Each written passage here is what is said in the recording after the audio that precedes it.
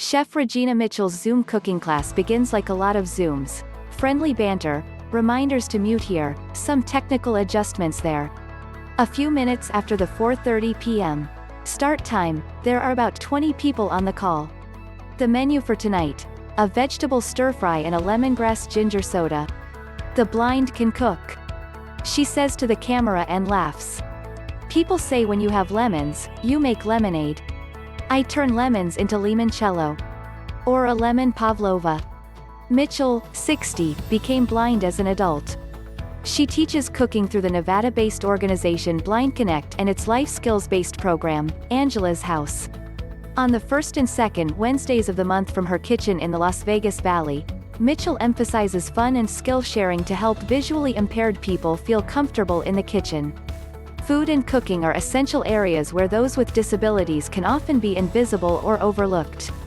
But Mitchell and other advocates are working hard to address the problem by offering classes and resources and putting forth ideas to make cooking and recipes accessible. Soon, the class begins in earnest.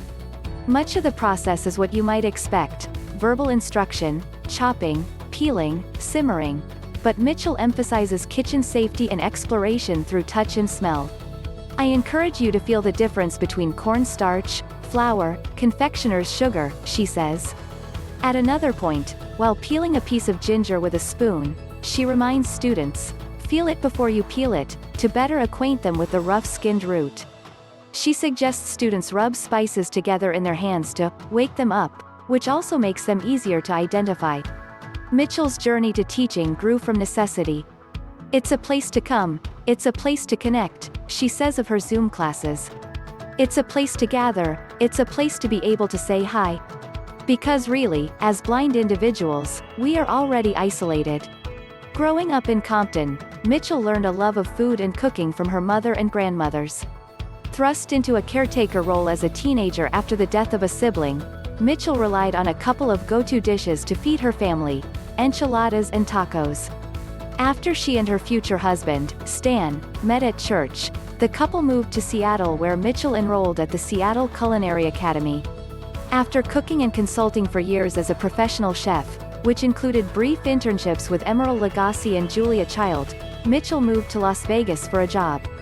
In 2011, she began to feel eye pain. At the hotel where she was working, she began to notice a change.